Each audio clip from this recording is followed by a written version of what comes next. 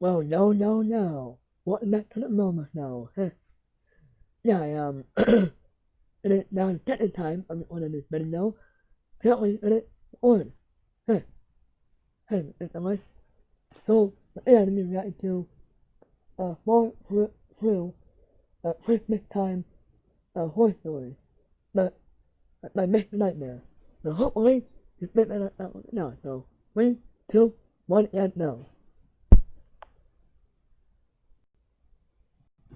Lights when I was young.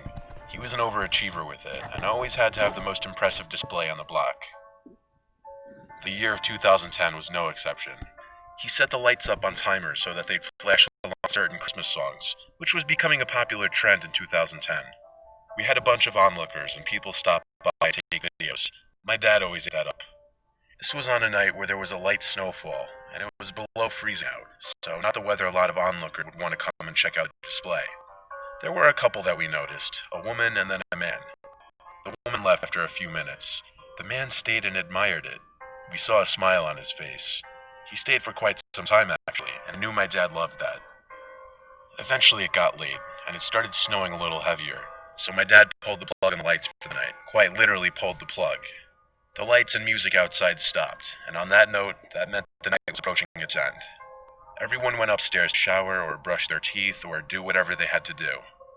I went to my room upstairs and looked out the window, as a curiosity thing to see how many people still had their lights on at this hour. Only a couple houses. But I picked up on more than just that. That man who was wearing the lights was still outside on the sidewalk, facing the house, even though all the lights were now off. I called my dad over, a bit confused and concerned. He came to the window with me and looked out. "What do you think he's doing?" I asked. "I don't know," my dad said. We both assumed the guy might be waiting for the lights to turn back on. Either that, or he may be loony, or both. My dad said just lower the blinds and ignore it. He'll go away eventually. I brushed my teeth, got some water, then turned off my light and climbed into bed. I heard the little flakes of snow tapping on the window, a sound I always found very relaxing, but I wasn't relaxed. I was wide awake and curious. I had to look out my window. I pulled the blind up just a little to sneak a peek outside. The man was gone, but I could see footprints in the snow on our front lawn, which started from the sidewalk. Curiosity got the best of me. I tiptoed downstairs to the front door, which has 3 square glass windows at the top of it. I peeked through that glass, and I wish I hadn't. He was standing on the other side of the door, looking at the glass window. A big smile on his face accentuated his crow's feet and smile lines. He had a mustache and was wearing one of those old-time wool caps and a large black coat. He had a look of crazy in his eye. For that brief couple of seconds I looked at him before falling back screaming. Everyone came out of their rooms in response to my screams. I pulled the front door open for my dad to see. The man wasn't on the stoop anymore, but we saw him quickly walking across the street into the park. My dad, brother, and I all rushed to put on our shoes, skipping the coats so to not waste time. We chased after him by following his footprints into the park. I was so cold it felt like thousands of icicles were stabbing my body. We got across the street to the park and went into the trees, but following the footprints got harder under the trees as less snow had accumulated, until there was not enough snow at all to even leave footprints in. We had to give up and run back home to warmth. Technically, we don't know if that man did anything illegal, just downright disturbing and creepy. Maybe he was messing with my family, maybe he was mentally ill. None of these questions will ever be answered, though.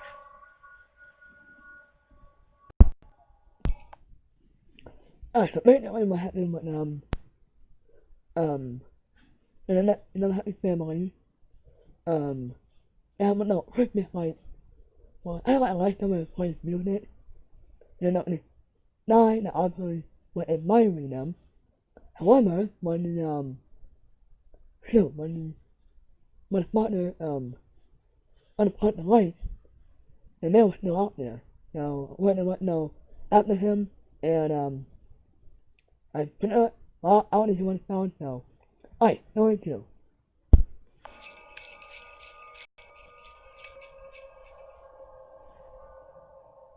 I was on my way home from working a graveyard shift on Christmas Eve night. It was a snowy night. The roads were icy and slippery. I was driving slow and cautious, listening to Christmas music. There were next to no cars on the road at all, just the occasional snowplow truck. I was on a quiet service road when I came to a red light. There were 2 cars in front of me.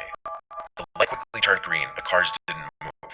I'm not the type to honk, if ever, but after 30 seconds of neither moving, I finally pressed my horn.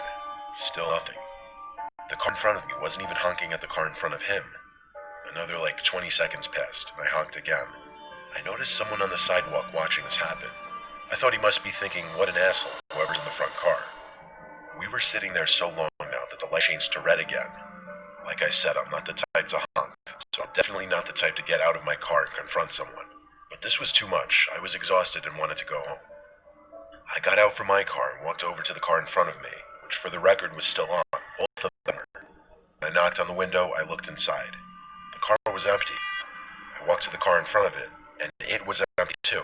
There's no way to explain this. Two running cars blocking a lane. No one inside either of them. No signs of an accident or anything. I was ready to ask that guy on the sidewalk if one of these cars were his. But when I looked in the direction he was standing, he wasn't there anymore. The light turned green. Okay, whatever. I was going to drive around them on the opposite side of the road and be gone. So that's what I did. I was way too unsettled to stick around there. A few blocks down, I saw a cop car parked in an empty parking lot. Unfortunately, I missed the entrance, so I started honking my horn and flashing my lights to get his attention, and it worked. He turned his car on and exited the parking lot to pull up behind me on the road. It felt like he was pulling me over, kind of, because he exited his car to walk up to mine. I didn't leave my car as a respect thing, I guess. I lowered my window and told him about the two weird abandoned cars back there and how they were obstructing traffic. He thanked me and said he'd check it out. Then his attention turned to something in the back seat, and he said, "Why is he laying on the floor like that?" "What?" I said. I turned around and saw a hooded man laying on the floor of my car. I screamed in front of the cop. I stepped out and yelled at the cop that I didn't know him. The cop drew his gun and ordered the guy to step out with his hands raised. He did so. When the man was in handcuffs, I recognized him as the guy staying on the side of the road. So I told the cop. The cop called backup. He shook my hand and told me he'd take care of us and to get home safe, and we wished each other Merry Christmas. I drove home with a mix of emotions. But that Christmas, all I know is I had a newfound appreciation for police officers.